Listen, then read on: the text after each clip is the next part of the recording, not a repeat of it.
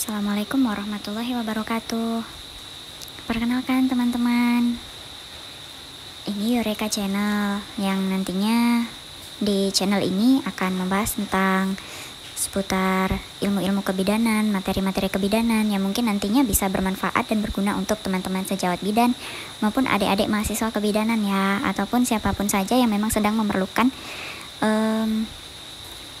ilmu yang saya share, yang saya bagikan ini. Oke, langsung saja. Di video kali ini saya akan membahas tentang hipotiroid kongenital. Sebelumnya kita mengenal dulu ya apa itu hipotiroid. Jadi hipotiroid itu adalah keadaan menurunnya atau tidak ada sama sekali hormon tiroid karena gangguan produksi atau gangguan lainnya. Nah, jadi hipotiroid ini adalah tidak adanya produksi hormon tiroid ya, intinya seperti itu. Kemudian apa itu hipotiroid kongenital? Hipotiroid kongenital sendiri itu adalah kondisi hipotiroid sejak lahir. Nah, jadi tidak ada produksi hormon tiroid ataukah produksinya menurun yang dialami sejak lahir. Yang berarti mulai dialaminya sejak bayi baru lahir. Kemudian kasus terbanyak adalah abnormalitas dari kelenjar tiroid. Epidemiologinya di sini terjadi di seluruh dunia. Awalnya 1:7.000 sampai 10.000 sampai dari hasil screening hipotiroid kongenital itu ya. Kemudian menurun menjadi 1:3.000 sampai 4.000. Di Amerika Serikat tahun 1987 itu terjadi 1:4.094.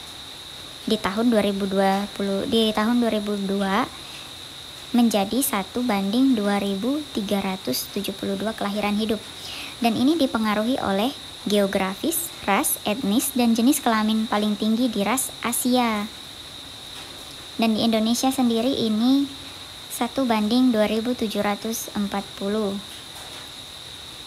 Kemudian di sini kita mengenal dulu ya fungsi hormon tiroid.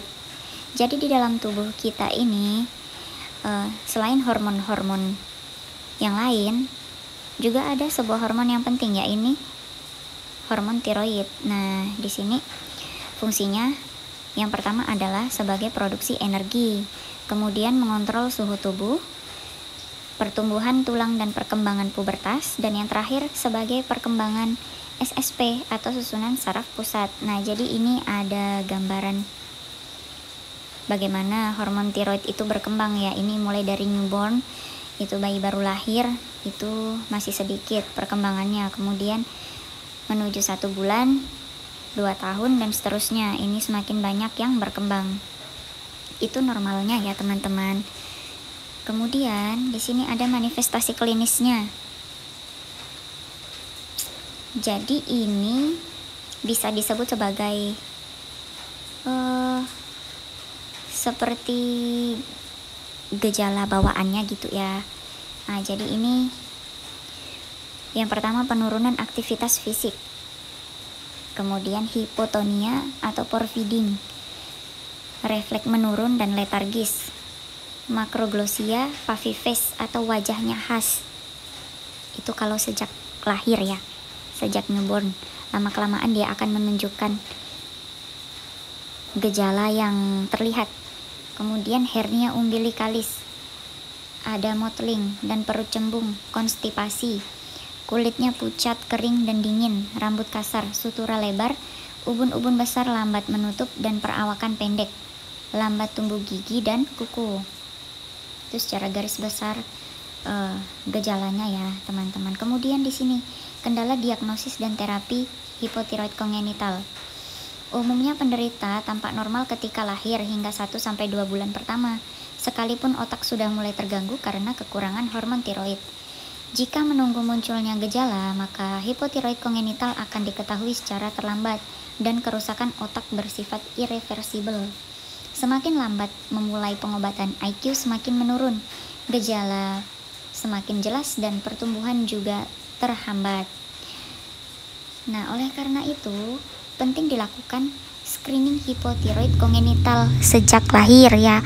Jadi biasanya kalau di puskesmas atau di rumah sakit, biasanya itu dilakukan screening hipotiroid kongenital. Jadi bayi baru lahir itu biasanya akan langsung diambil sampelnya untuk dicek apakah anak ini, bayi ini mengalami hipotiroid kongenital, memiliki hipotiroid kongenital atau tidak. Jadi bisa dideteksi sejak dini, jadi tidak menunggu adanya gejala terlebih dahulu, begitu ya. Nah, ini nanti di video selanjutnya nanti saya akan membahas tentang bagaimana caranya kita screening hipotiroid kongenital. Di situ nanti akan saya jelaskan bagaimana langkah-langkahnya dan caranya dan bagaimana untuk prosedurnya dan lain sebagainya.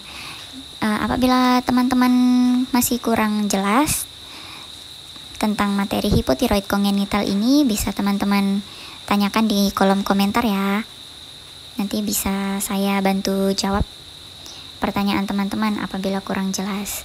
Oke, cukup sekian video kali ini. Mudah-mudahan materi yang saya bagikan ini sedikit memberikan manfaat untuk teman-teman semua ya. Terima kasih. Wassalamualaikum warahmatullahi wabarakatuh.